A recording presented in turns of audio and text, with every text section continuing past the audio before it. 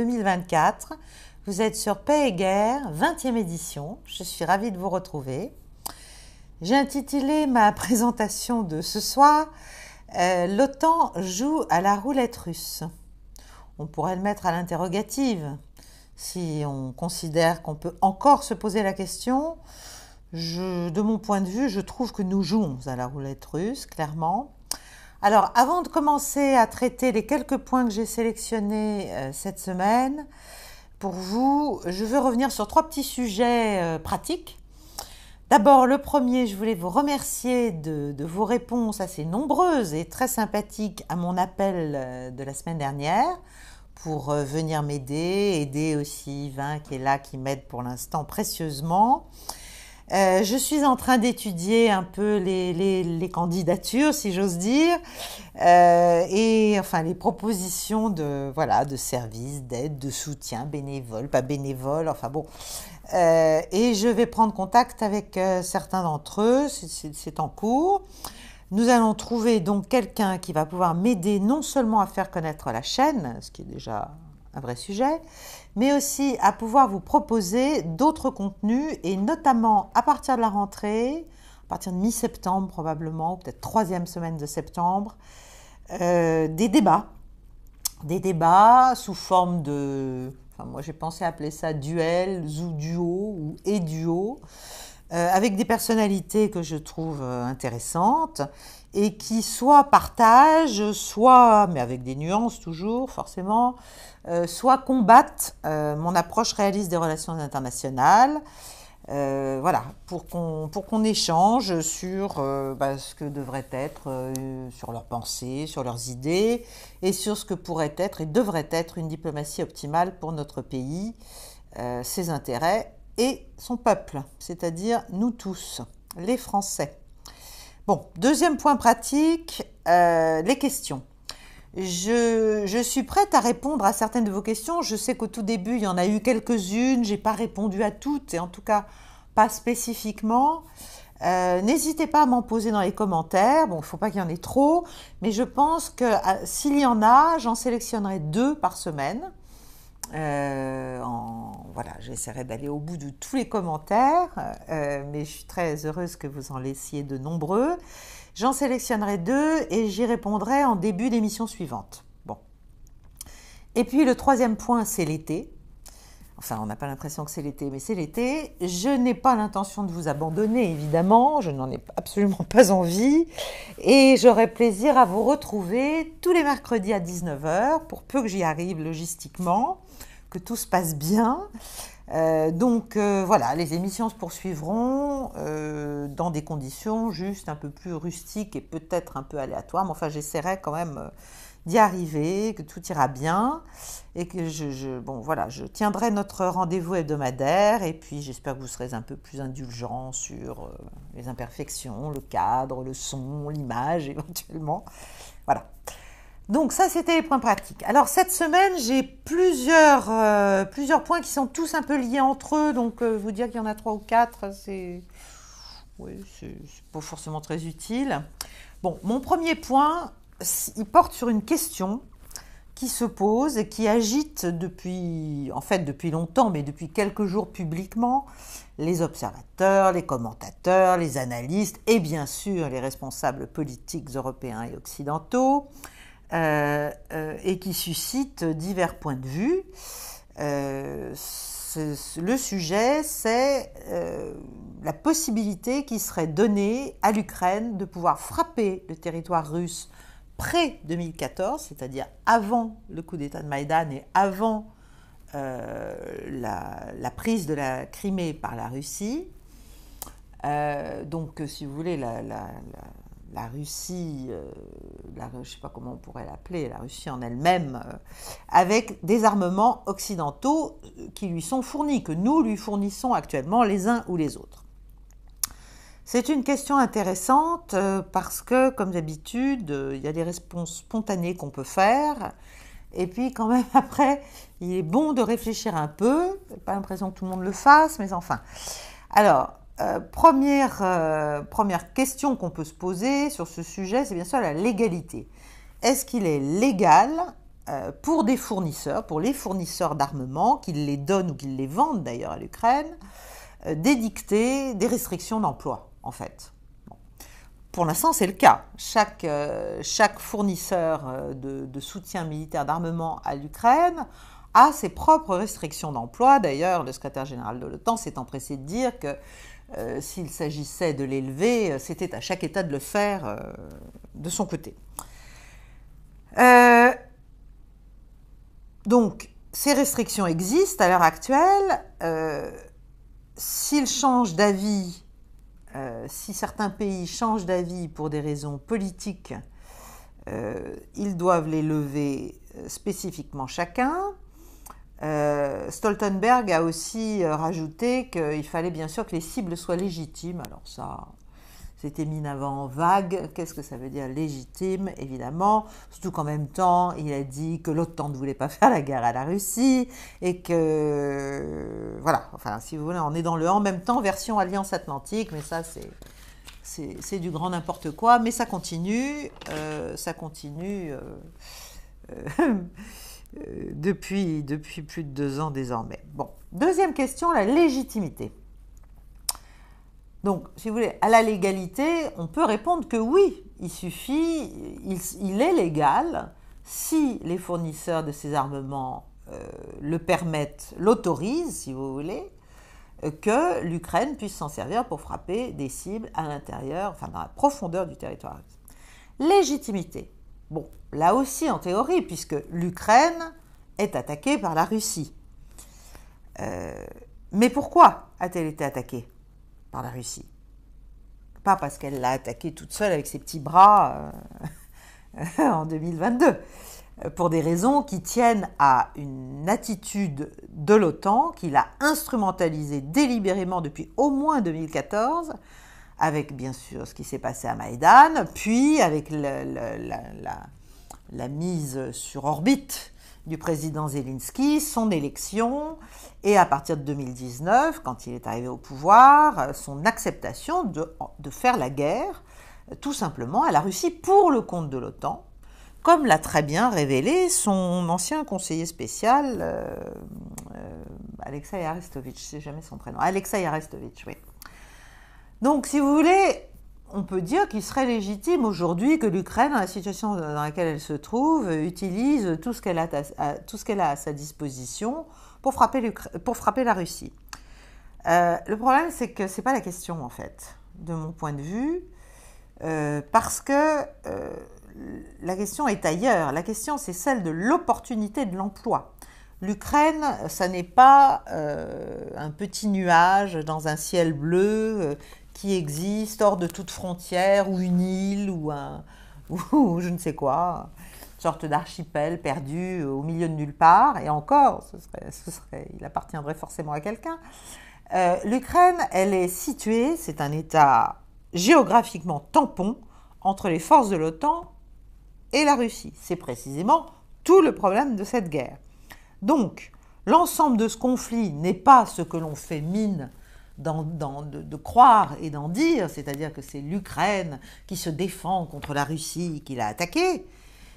C'est évidemment un conflit, et tout ce qui se passe sur le terrain, aussi bien militaire d'ailleurs que diplomatique, le démontre depuis plus de 2 ans.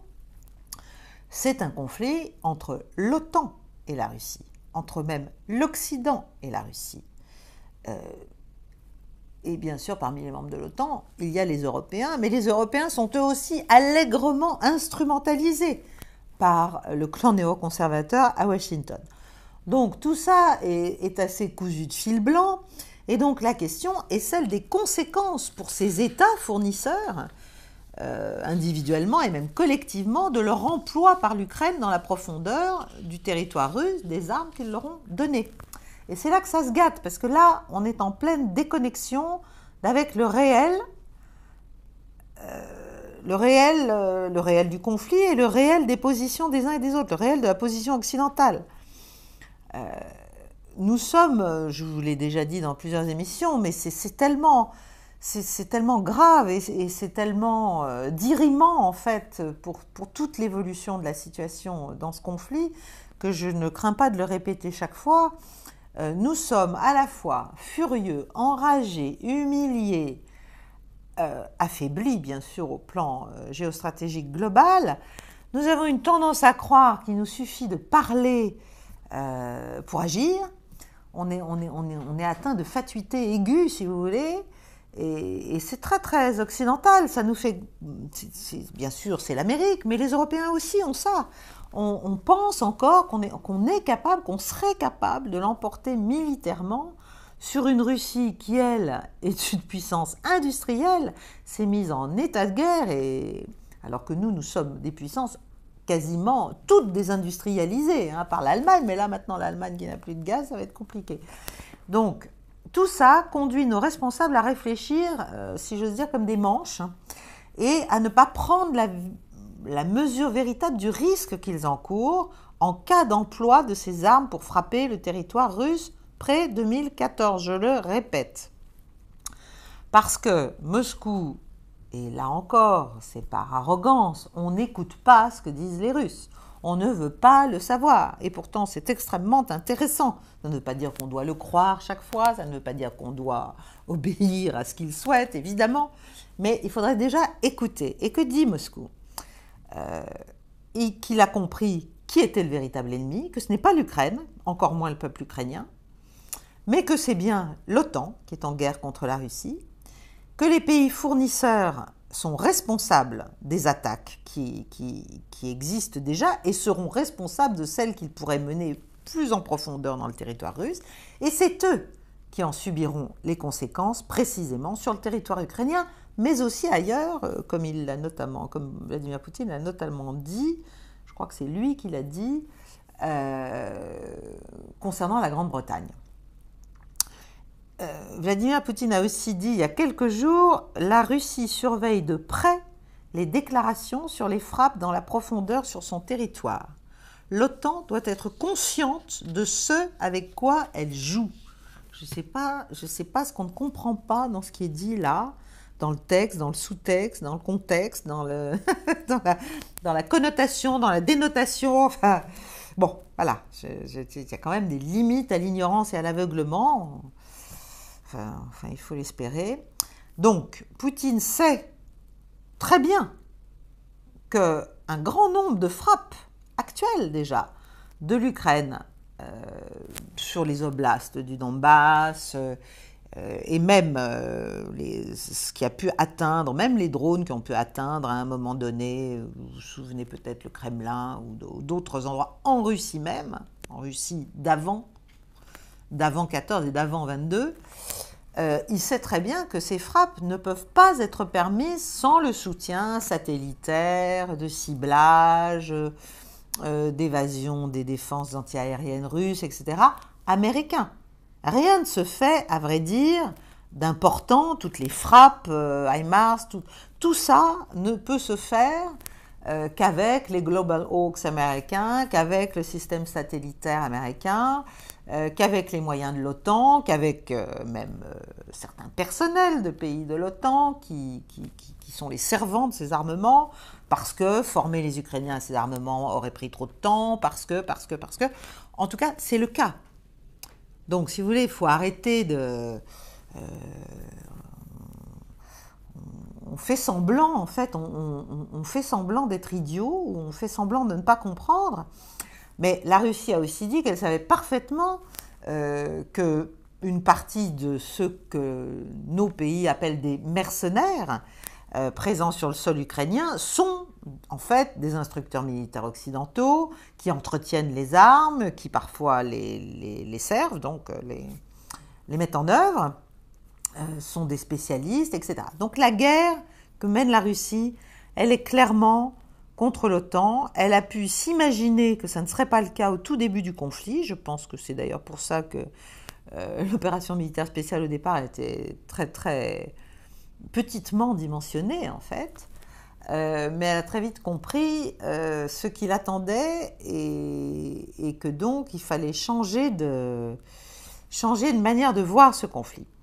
Donc, concernant ces armes pour frapper dans la profondeur russe, ce sont surtout les Anglais qui sont prêts à le faire. Ils sont déjà sur place, avec les systèmes de missiles. D'ailleurs, ça a été avoué déjà, par un certain nombre d'officiels ukrainiens, par d'autres biais, par certains journaux, etc., qui le laissent entendre. Et Poutine a donc déjà dit qu'il se réservait un droit de réplique sur les intérêts britanniques partout dans le monde, pas seulement sur ces gens-là en Ukraine. Or, la Grande-Bretagne, comme la France, ont des bases, des matériels militaires, etc., partout sur la planète. Donc c'est très facile, et je ne vous parle même pas du commerce international, des bateaux, des gens qu'on peut faire agir, que la Russie peut faire agir, les Houthis ou d'autres. La Nouvelle-Calédonie, pourquoi pas. Bref, on a un vrai problème, c'est que notre panique, notre déroute, en fait, qui n'est pas que militaire face à la Russie actuellement, qui est aussi assez mentale, assez psychologique, nous pousse à continuer sur ce toboggan vertigineux et à prendre des mesures et à commencer à discuter de choses tout à fait gravissimes. Bon, il n'est pas impossible qu'on en arrive à autoriser ce type de frappe aux Ukrainiens. Et pour moi, ce serait vraiment extrêmement grave. Ce serait un signal d'escalade très lourd et très aléatoire dans ses conséquences. Le deuxième point, c'est un tout petit point sur la situation militaire et politique en Ukraine, parce que dans ses dernières déclarations, Vladimir Poutine a aussi mis le doigt sur un problème de fond qui reste à régler pour pouvoir enrayer l'escalade, la nôtre. C'est celle de l'absence de légalité depuis le 21 mai et de légitimité en conséquence du régime de Zelensky. Alors, il a parlé de l'article 111 de la Constitution ukrainienne qui dit que les pouvoirs doivent être en fait transférés au président du Parlement si le terme d'une élection arrive et qu'on se trouve en temps de loi martiale. Donc, aux yeux des Russes, aujourd'hui, le seul gouvernement légitime de l'Ukraine, c'est la Verkhovna Rada, donc le Parlement ukrainien, si vous voulez, et son président. Dire cela, c'est évidemment une façon de dire aux Ukrainiens, s'ils l'ont écouté, mais beaucoup l'écoutent, s'ils l'ont écouté, qu'il serait peut-être temps quand même de songer à déposer leur actuel président qui s'accroche au pouvoir et qui le fait à leurs dépens, et notamment en continuant à nourrir à essayer de forcer la mobilisation tout en faisant porter la responsabilité au Parlement. Mais voilà, il est clair que Zelensky n'a plus beaucoup de scrupules et que, comme d'autres sur cette planète, il s'imagine que la guerre le protège de ce qui pourrait bien être son sort d'après. Et il n'hésite pas en fait à envoyer des dizaines de milliers de jeunes gens que nous allons entraîner, n'est-ce pas, à la mort, tout simplement. Voilà, pour rester au pouvoir, pour soi-disant servir une victoire qui devrait venir et qui ne viendra pas. Bon, donc, parce qu'il faut dire que la situation militaire est toujours aussi critique pour l'Ukraine. Les redditions se multiplient, et ce n'est pas les redditions de 2-3 personnes, c'est maintenant 20, 30. Il y a beaucoup de gens, c'est par groupe, si vous voulez, que ça se rend. Alors, l'axe d'effort des Russes vers Kharkov a évidemment déclenché en retour de la part de l'Ukraine l'envoi quand même de plusieurs dizaines de milliers d'hommes sur le front, là, au nord, vers Kharkov. 7 bataillons, dit-on, c'est-à-dire, en gros, parce qu'ils ne sont pas tous complets, et puis ils ont le nom de bataillon, mais ils n'en ont pas forcément le format classique. Donc, en gros, ça va, l'estimation de ce qui a été envoyé, c'est entre 14 000 et 28 000 hommes. C'est un grand spectre, mais c'est ce qu'on sait pour l'instant, qui font face à beaucoup moins de Russes quand même, à environ 15 000 Russes. Donc, mais pour faire ça, évidemment, l'Ukraine s'est déshabillée sur tout le reste du front. Et il n'y a presque pas de journée aujourd'hui sans que l'armée russe ne prenne un petit village, une petite ville, quelque part ailleurs sur le front. Donc ça ralentit l'avance russe au nord, mais ça a un coût extrêmement lourd sur la capacité des forces ukrainiennes rémanentes à tenir l'ampleur du front, qui fait plus de 1000 km quand même. Donc on en est là, on est à des pertes très lourdes, entre 1000 et 1500 hommes jour, c'est côté ukrainien. 1000 morts, hein, on parle de 3000 blessés et tués jour à certains endroits.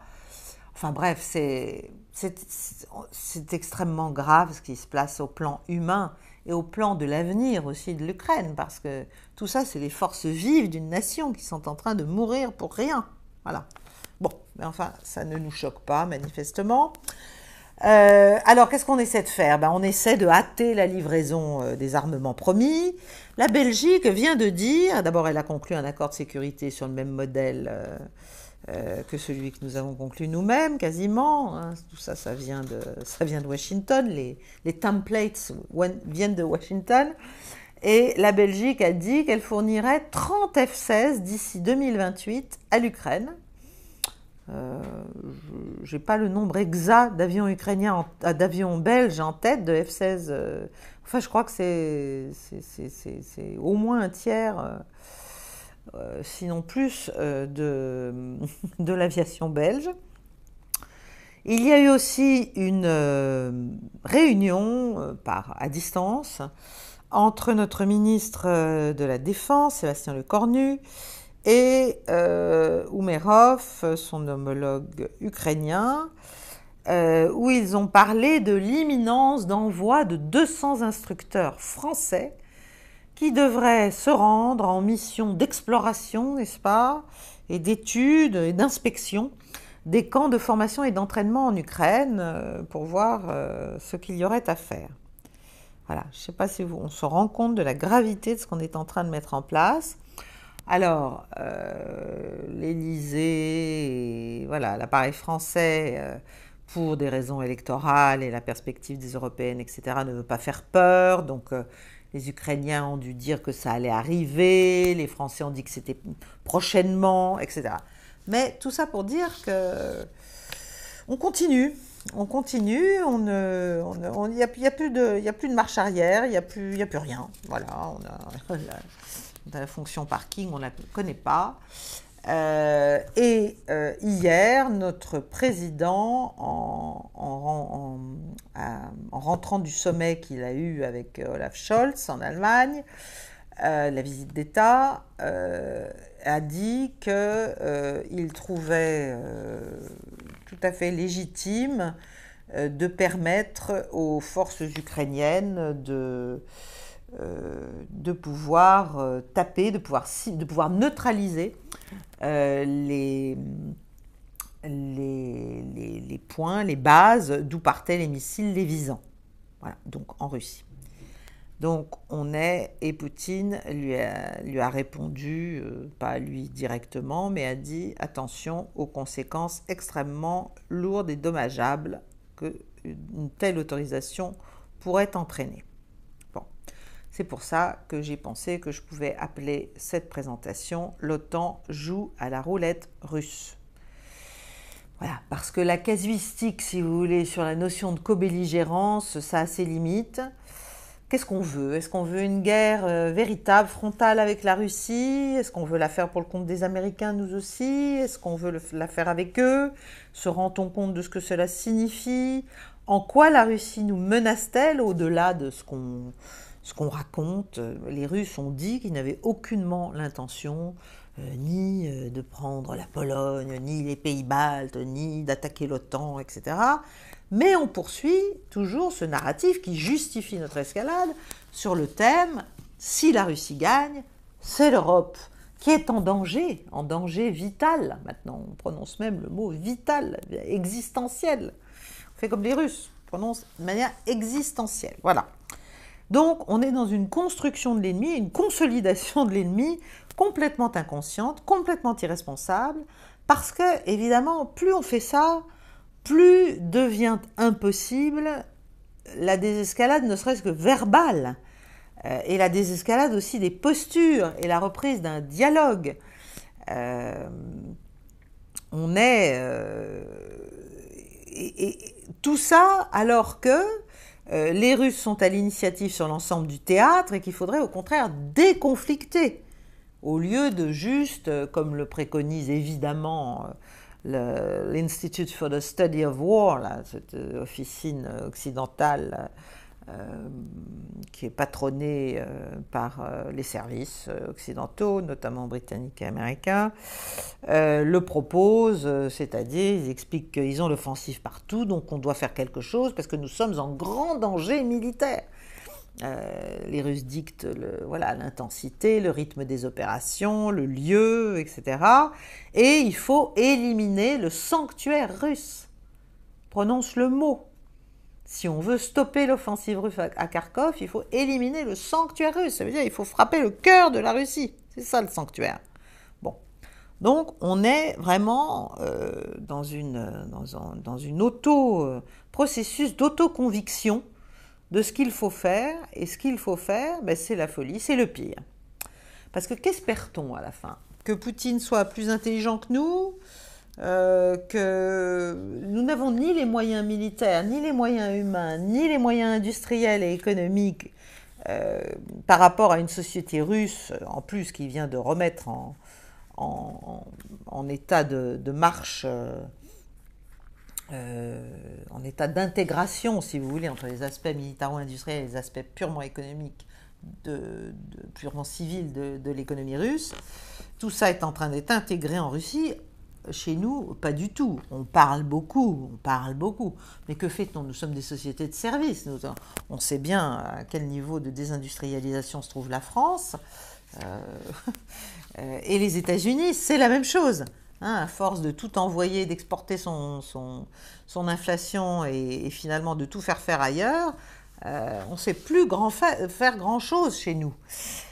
Donc, si vous voulez, ce qui est très paradoxal, c'est que la victoire russe, qui est de plus en plus claire sur le terrain militaire, est une épine dans le pied de la Russie parce qu'elle est trop évidente et elle empêche de déclencher une négociation sérieuse parce que de notre côté, l'humiliation est trop grande. Tout ça pour dire que l'été risque d'être chaud. Et c'est pour ça que je vous parlerai tous les mercredis, pour ne pas vous laisser tout seul. La Russie, de son côté, se prépare clairement à répondre à l'escalade, et s'il le faut, peut-être à escalader elle-même, bien que je ne pense pas que ce soit son souhait. Il va y avoir cette conférence en Suisse au mois de juin, où, paraît-il, même les États-Unis n'iront pas, ce qui est quand même indicatif de la manière dont ils vont refiler la question. Ni le Brésil, ni l'Afrique du Sud, l'Inde, on ne sait pas encore. Bref, c'est une farce. C'est une conférence qui doit porter naturellement sur les desiderata ukrainiens, comme si on pouvait faire la paix tout seul avec soi-même, finalement, à partir de ses propres nécessités et en ne tenant pas compte de l'autre. Donc, si vous voulez, on est dans une... Ça fait penser à un film au ralenti. C'est une escalade au ralenti. Voilà. Et la question, c'est quand va intervenir l'accélération. Bon, mon deuxième point de fond, bien sûr, c'est que il s'est passé quelque chose d'encore beaucoup plus grave. Et c'est pour ça que je voulais en parler aujourd'hui, parce que, bon, on se rend compte, je pense maintenant quand même en Occident, même chez nous, même dans nos médias qui sont complètement à l'ouest, qui vivent sur une autre planète, quand même on a compris que le vrai conflit n'est définitivement pas celui de la Russie contre l'Ukraine, mais clairement de l'OTAN contre la Russie. Donc l'enjeu, il est très lourd, il est très large, il est global, c'est la reconfiguration d'une grande partie du système international, en fait du système international, et d'une grande partie des équilibres régionaux, ici en Eurasie et vis-à-vis des États-Unis, Et en fait, cette redéfinition des espaces d'influence, de puissance, c'est le sujet qui est derrière tout cela. Donc c'est un conflit d'amplitude mondiale. C'est pour ça que j'en parle, j'en reparle et j'en reparlerai, même si je veux vous parler d'autres choses aussi. C'est pour ça que je veux faire d'autres émissions. Mais l'Occident veut faire de ce conflit d'amplitude mondiale un jeu, si vous voulez, à somme nulle. C'est-à-dire, il y en a un qui doit périr pour que l'autre survive. Et c'est toute l'erreur, en fait, de l'approche occidentale. Toute l'erreur. Là et ailleurs, d'ailleurs. Mais, je suis très inquiète pour une autre raison, et je ne suis pas la seule. Il y a beaucoup d'analystes et d'observateurs qui le sont depuis 8 jours.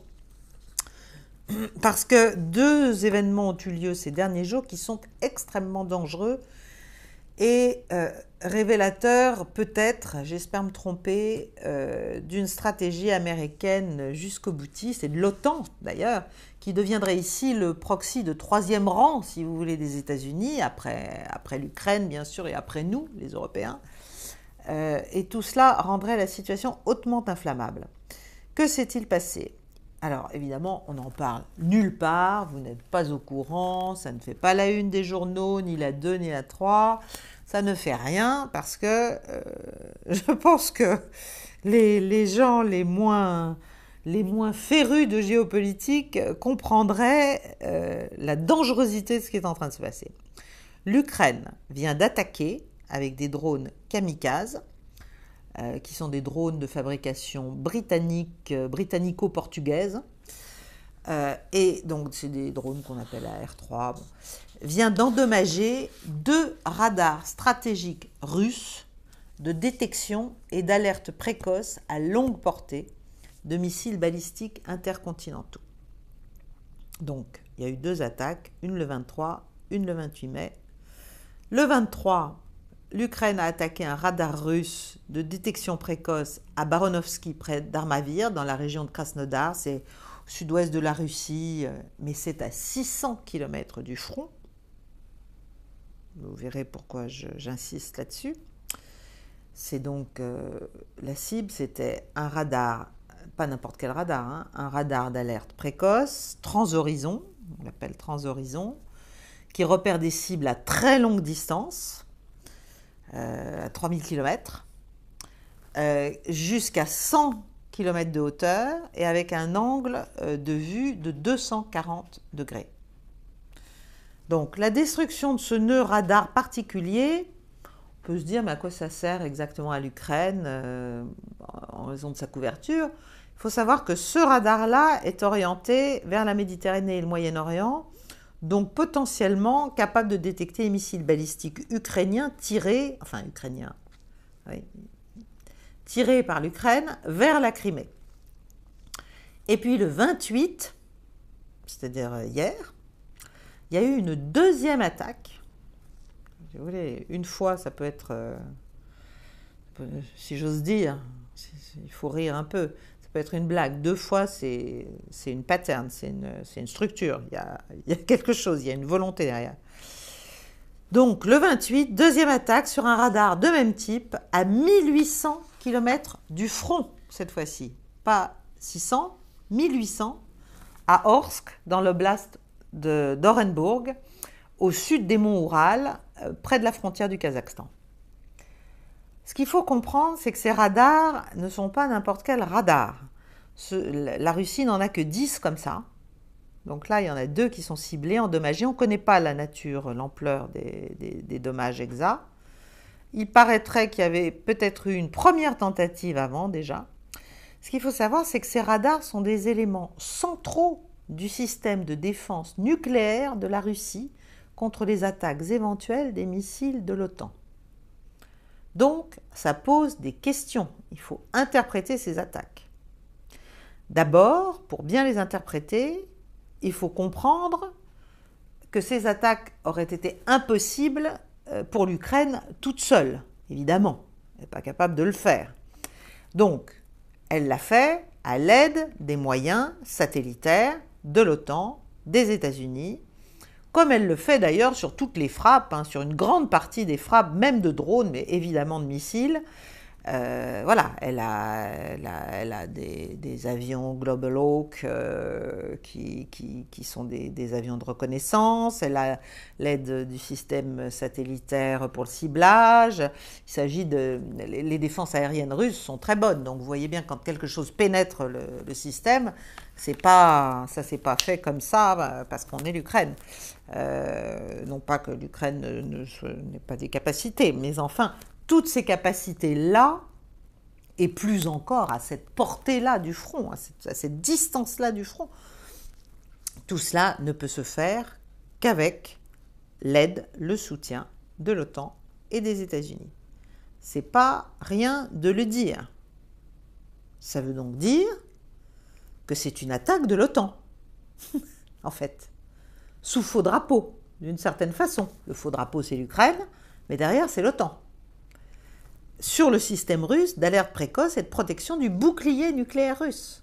Je ne sais pas si on mesure ce que ça veut dire. Imaginez la même chose sur le bouclier nucléaire américain. Ce qui se passerait. Hein. Donc, une telle attaque doublée, c'est un motif tout à fait suffisant pour déclencher une riposte nucléaire de la part de la Russie. Parce qu'en fait... là, l'OTAN, via l'Ukraine, désactive petit à petit les composants du bouclier nucléaire russe, c'est-à-dire les composants de la défense ultime de la nation et du territoire russe. Ils ont essayé d'attaquer des bases les bases des porte-avions portant les armes nucléaires stratégiques, et maintenant, ils attaquent les éléments d'alerte précoce en cas d'attaque nucléaire. Donc, voilà, des attaques comme ça peut paralyser la capacité de la Russie à répondre à une menace nucléaire, à une attaque nucléaire venant de l'OTAN ou des États-Unis. Et donc, ça déclenche, dans la doctrine d'emploi russe du nucléaire, ça déclenche le paragraphe 19C de cette doctrine. Je vous en ai parlé dans les premières émissions, je crois bien. Qui stipule ce qui suit. Alors là, je lis, comme ça c'est bien précis. Attaque par un adversaire, donc dans quel cas de figure la Russie se donne-t-elle le droit de répondre nucléairement? Le cas de figure suivant, parmi d'autres, attaque par un adversaire contre des sites gouvernementaux ou militaires critiques de la Fédération de Russie, dont la perturbation compromettrait les actions de riposte des forces nucléaires. Voilà, on y est, hein, c'est exactement ce qui se produit. Donc la question qu'on se pose, c'est comment c'est possible de faire une telle folie? Qui peut imaginer ça? Et qu'est-ce qu'on veut et qu'est-ce qu'on espère? Et quelles sont les élucubrations, les anticipations, les conjectures faites par ceux qui ont autorisé ces frappes et permis ces frappes? Quel est l'objectif de l'OTAN, finalement, et des États-Unis derrière? Donc, il y a plusieurs scénarios. Le premier, c'est augmenter simplement le coût de la guerre pour la Russie, la faire souffrir, la faire saigner, comme ils disent, etc. Ça paraît totalement inconscient. Le niveau de risque pris par rapport à un tel objectif paraît fou. Deuxième scénario possible, ça peut être une tentative délibérée d'élimination en amont de certains éléments du bouclier nucléaire russe pour préparer une attaque nucléaire en premier des États-Unis sur la Russie. Ce que je vous dis est grave, hein, mais évidemment, on ne peut pas exclure ce scénario. Encore une fois, imaginons que ce soit la Russie qui ait fait ça via un autre État sur les éléments du bouclier nucléaire américain. Les stratèges américains devraient envisager ce cas de figure. Est-ce qu'on n'est pas en train de nous affaiblir pour pouvoir nous attaquer nucléairement en premier? La doctrine nucléaire américaine le permet. Bon, voilà, ça c'est le deuxième scénario. Bon. Et le troisième, eh bien, c'est que les États-Unis veulent provoquer une riposte nucléaire tactique russe, donc en Ukraine, tactique au sens de en Ukraine, courte portée, qui puisse justifier l'entrée, à un moment donné, de forces de pays de l'OTAN sur le territoire ukrainien. C'est donc ce que j'ai évoqué tout à l'heure, un false flag, une attaque sous faux drapeau, si vous voulez, c'est l'Ukraine qui tape, avec les moyens OTAN, donc en fait c'est l'OTAN qui tape derrière, et c'est donc les États-Unis qui tapent derrière. C'est un coup de semonce, pardon, c'est pas un coup de semonce, c'est une escalade pour provoquer un coup de semonce tactique russe en riposte et mettre la Russie dans une situation extrêmement difficile. Parce que se passe-t-il alors? D'abord, que se passe-t-il avec le soutien de la Chine? Parce que je pense que le partenariat stratégique russo-chinois est très puissant, est très fort, est très actif. Contrairement à ce qu'on dit, ça ne sert à rien d'essayer de le dégrader. Bon. Mais si demain la Russie frappait nucléairement, même tactiquement, en Ukraine, que dirait la Chine? Même si elle comprend, si elle comprend que c'est une attaque sous faux drapeau, que l'attaque de ces radars par les Ukrainiens est une provocation délibérée, que la Russie ne peut pas ne pas répondre, etc., etc., etc. Voilà. Donc peut-être que les Américains se disent, mais voilà le moyen de découpler, comme ils disent, decoupling, hein, ils veulent le decoupling entre la Chine et la Russie. Donc peut-être que c'est ça le moyen. On va forcer les Russes à faire une chose que les Chinois ne supporteront pas, n'accepteront pas, et qui tendra les relations avec Moscou, de Pékin, avec Moscou, et qui peut-être nous donnera plus de latitude de manœuvre. Donc on nage en pleine... enfin, ça paraît de la science-fiction, mais bon, les néocons sont tout à fait capables de prendre un tel risque. Ils sont tellement infatués. Ils ne croient peut-être pas que la Russie osera répliquer nucléairement et que finalement, on peut toujours essayer parce qu'on a tout à gagner à aller vers ce type de petite escalade. Donc, si vous voulez, c'est toujours le problème, il y a un mélange de sous-estimation de l'ennemi et de surestimation de ses propres capacités.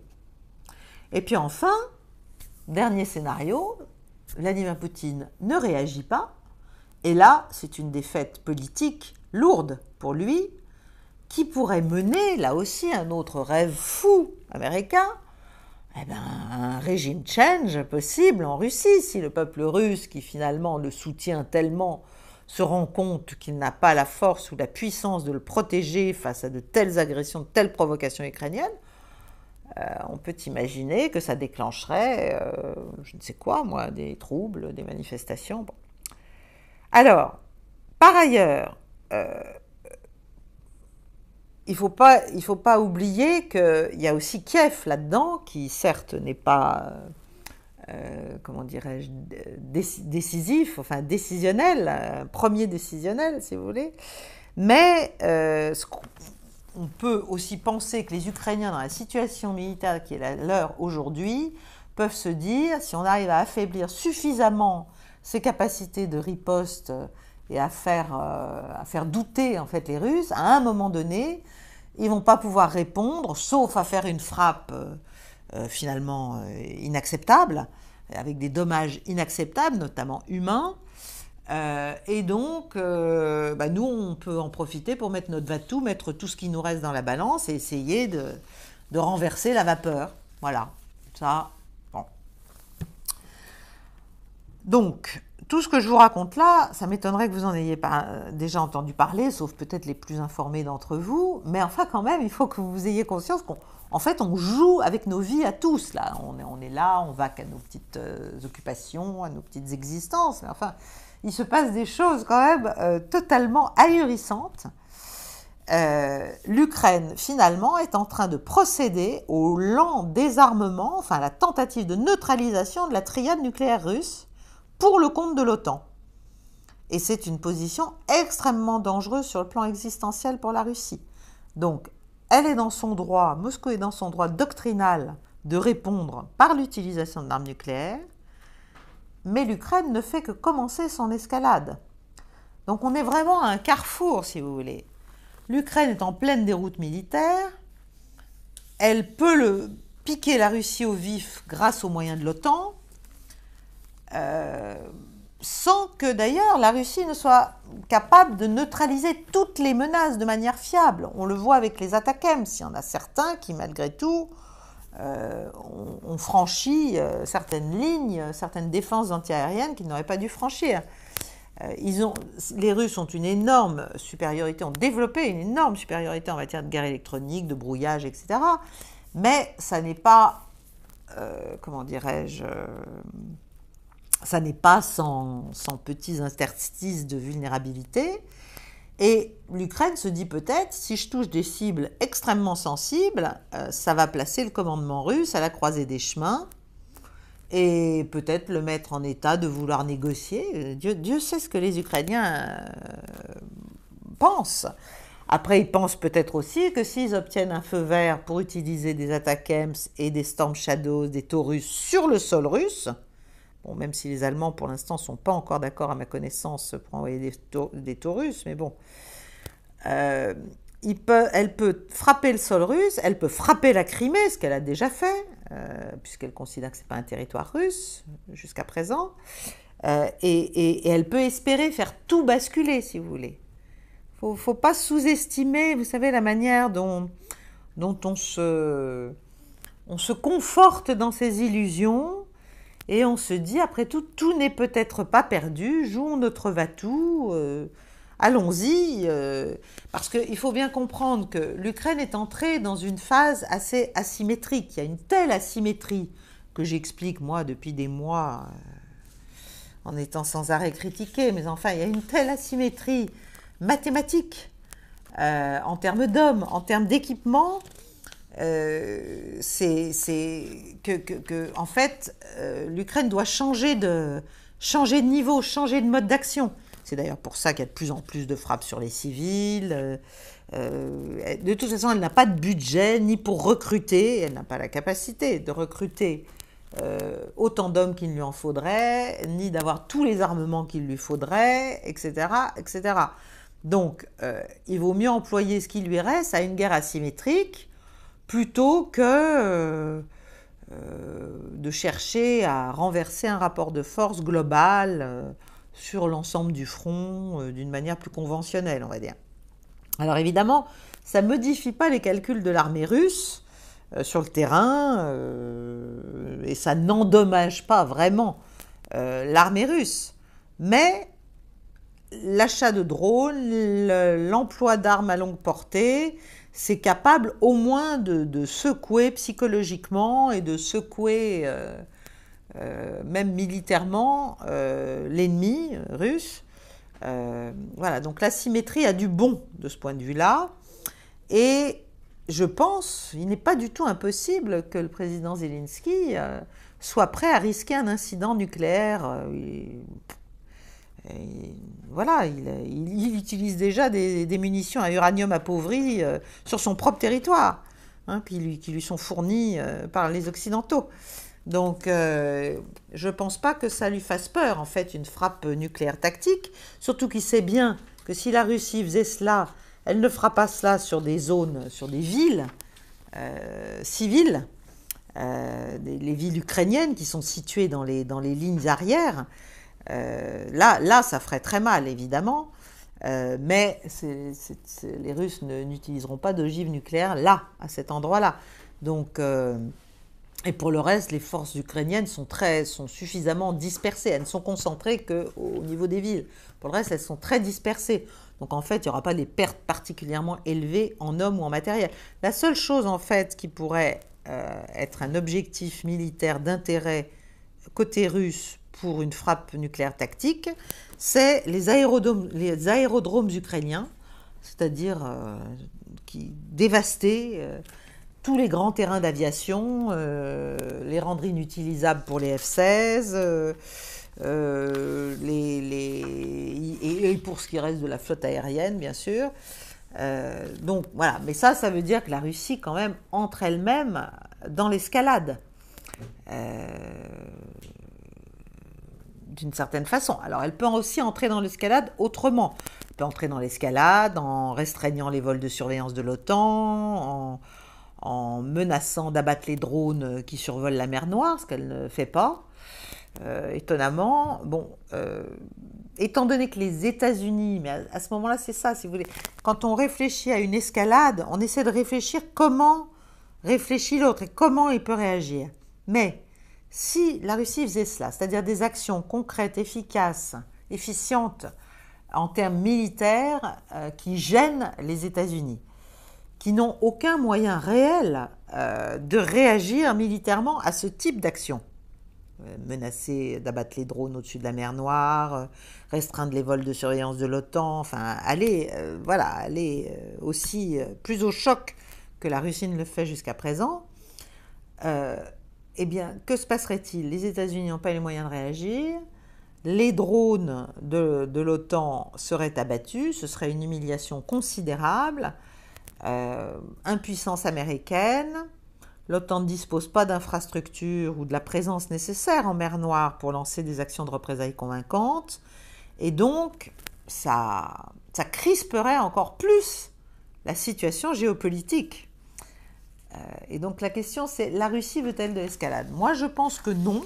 Je pense que la Russie, elle veut poursuivre sa guerre d'attrition, elle veut poursuivre ses objectifs initiaux, elle veut poursuivre elle veut en fait que les livraisons à l'Ukraine se poursuivent, les livraisons d'armements occidentaux se poursuivent, sans que ça n'attaque bien sûr la profondeur de son territoire, pour qu'elle puisse les détruire, comme elle le fait depuis 2 ans, et que ça affaiblisse en fait l'OTAN, puisqu'elle a bien compris que c'était l'OTAN son ennemi. Voilà, donc nous sommes dans un toboggan dangereux où chacun doit bien estimer ce que peut penser l'autre, quels peuvent être ses calculs rationnels, quelle est la réalité de ses moyens, et c'est là que le bas blesse. Je ne sais pas si les Russes estiment clairement la réalité des moyens occidentaux, mais je suis à peu près sûre que les Occidentaux, que nous n'avons pas une bonne estimation des capacités russes dans tout domaine. Et ça, c'est parce que nous sommes littéralement embués, aveuglés par notre haine et par notre mépris aussi, notre façon de mépriser ce que fait la Russie, de vouloir toujours expliquer qu'elle n'y arrive pas, etc., etc., etc. On ferait mieux de regarder un peu la réalité du rapport de force et les dangers. Bon.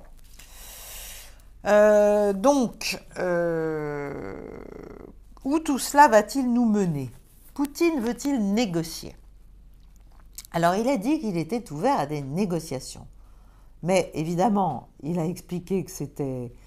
Enfin, ce qui allait se passer en Suisse en juin était je ne sais plus ce qui a été dit, je pense, par Maria Zakharova. Elle a dit c'est de la science-fiction, enfin, c'est quelque chose qui n'a ni queue ni tête, parce que, évidemment, faire une conférence de paix sans la partie principale au conflit, sans l'une des parties principales au conflit, c'est quand même très compliqué. Donc, Vladimir Poutine, lui, a toujours dit qu'il voulait négocier, mais sur des bases du rapport de force militaire réel et des préoccupations sécuritaires de toutes les parties. Il a déclaré que tout pour parler, ça il l'a déclaré dans un récent sommet très intéressant en Biélorussie, où il est arrivé entouré du nouveau ministre de la Défense et aussi de Sergueï Lavrov. Là, il a déclaré que tout pour parler devait être conforme au bon sens, ce qui veut dire que la Russie va évidemment, concrètement, conserver les territoires qu'elle a déjà capturés,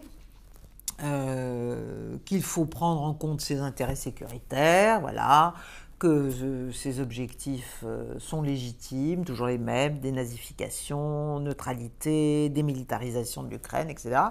Donc en gros, lors de ce sommet là, de la semaine dernière, il a réaffirmé que la Russie sera ouverte à des pourparlers sur ces bases-là, et évidemment avec quelqu'un d'autre que Zelensky qui n'est plus légitime.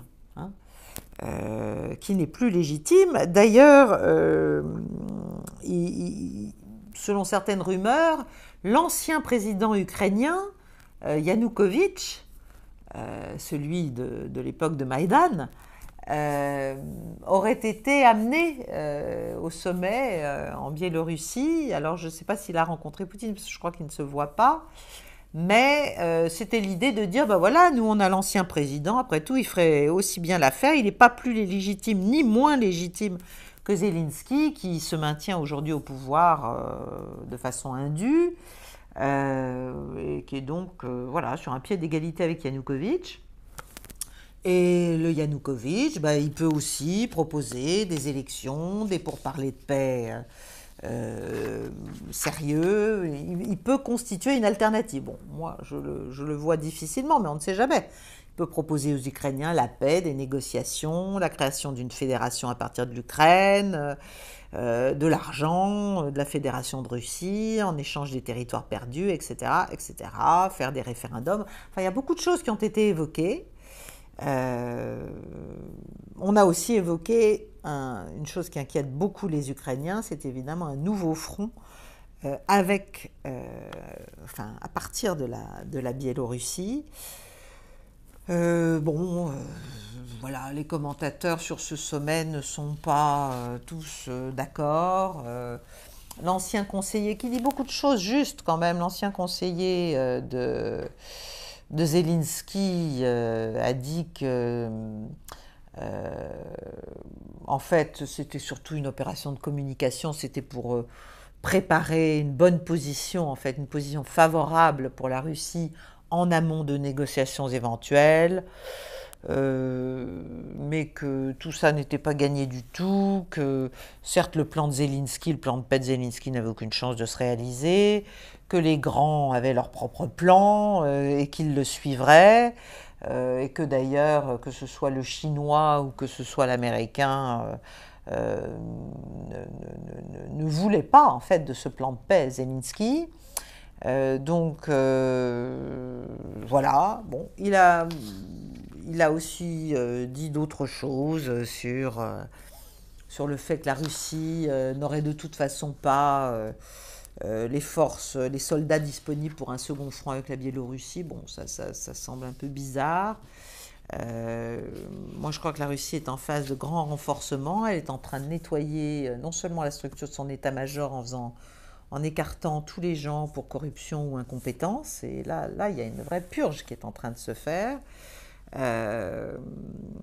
C'est pas terminé d'ailleurs. Bon, vous me direz que c'est bien tard, mais enfin, mieux vaut tard que jamais. Par ailleurs, la nomination de Belousov au poste de ministre de la Défense en charge surtout de l'intégration de l'économie de guerre dans l'économie civile, parce qu'en fait, Shoigu conserve la haute main sur beaucoup de choses concernant l'organisation des forces et même les questions du complexe militaro-industriel en lui-même. Mais Belousov est là pour faire en sorte finalement que l'économie russe marche sur ses deux jambes, même si l'une de ses jambes est militaire désormais, et donc puisse tenir la distance dans le temps d'un affrontement avec l'OTAN, quelles qu'en soient les modalités. Et ça, c'est quand même pas des signes de faiblesse. C'est pas parce qu'on se sépare de quelques généraux corrompus, pourris, etc., qu'on n'est pas capable d'ouvrir un second front avec la Biélorussie, ou qu'on n'est pas capable de maintenir un rythme soutenu d'opérations militaires.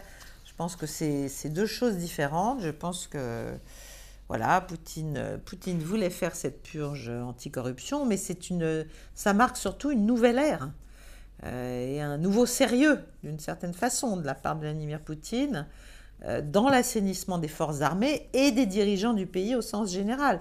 Parce que c'est vrai que dans les années 2000, avant je n'en parle même pas, mais même encore dans les années 2000, la corruption dans les rangs de l'armée russe était de rigueur.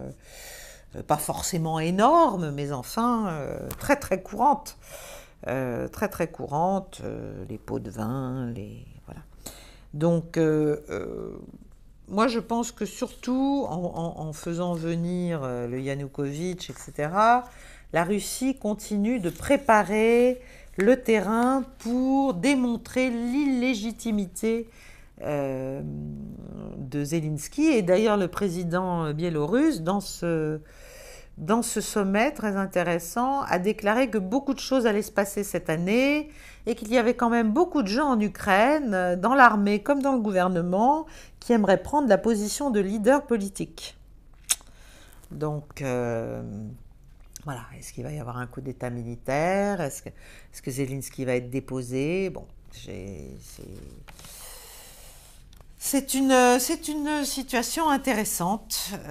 C'est une situation intéressante. Voilà, je voulais vous parler, bien sûr, d'autres points, mais je pense que j'ai déjà été très longue. Je voulais aussi parler du Moyen-Orient, où rien ne s'arrange et tout devient de plus en plus terrifiant, avec ce qui se passe notamment à Rafah, avec les attaques avec des armes américaines sur des camps de réfugiés, où on a dit aux gens d'aller se réfugier, avec, je crois, une quarantaine de morts, puis une autre vingtaine, puis je crois une autre attaque encore aujourd'hui. Il y a la reconnaissance de l'État palestinien par l'Irlande, par la Norvège et par l'Espagne. Ça, c'est très important aussi. Il y a la déclaration de notre président qui a dit qu'il était favorable à la reconnaissance d'un État palestinien, mais pas dans l'urgence, de manière utile, dit-il, c'est-à-dire voilà, au moment où ça pourra déboucher sur des négociations, quelque chose. On peut comprendre cette position d'un point de vue interne, si vous voulez. Oui, c'est vrai que ça aurait d'autant plus de poids si c'était mis dans la balance d'une négociation véritable, mais on est tellement loin d'une telle négociation et on est tellement au cœur d'un drame humain d'une ampleur inédite pour nos temps contemporains que voilà, ça aurait aussi du sens d'une certaine façon de reconnaître la légitimité d'un État palestinien au stade actuel. Quoi qu'il en soit, bon, toutes les autorités internationales appellent à un cessez-le-feu immédiat à Gaza et à l'ouverture de postes frontières. Enfin, c'est la situation pour les populations civiles est inimaginable de violence et d'injustice, il faut quand même le dire. Quant aux résultats militaires, justement, ils ne sont pas du tout, à mon avis, enfin d'après ce qu'on peut comprendre, d'après ce que je peux savoir, ils ne sont pas du tout, comment dirais-je, ceux attendus ou espérés par Israël. Ça ne veut pas dire d'ailleurs que ça justifierait de tels dommages sur des populations civiles, mais il n'y a même pas, a priori, de véritable capacité d'Israël à réduire, à éradiquer totalement, comme ils l'ont dit, comme ils l'ont prétendu, le Hamas. On dit au contraire qu'au nord, la situation se dégrade de nouveau, au nord de la bande de Gaza. Donc on est vraiment dans une impasse et je crois qu'il faut une once d'humanité en fait pour commencer par arrêter ce massacre inutile et essayer de trouver des solutions concrètes et les moins injustes possibles d'un côté comme de l'autre. Voilà, je termine là-dessus. Je vous remercie de m'avoir écouté, de m'avoir écouté longtemps d'ailleurs. Je pense que ça a duré assez longtemps, trop longtemps. Je voulais faire une émission plus courte, mais bon, que la dernière fois. Et puis, likez, partagez, soutenez-nous, enfin, comme d'habitude. Et je vous retrouve mercredi prochain. J'espère que je pourrai parler d'autre chose que de l'Ukraine. Mais c'est quand même impossible de ne pas donner ces informations parce qu'elles nous concernent tous malgré tout. Voilà, de près ou de loin et de plus en plus près, je dois dire. Je vous remercie, je vous souhaite une bonne soirée. Au revoir.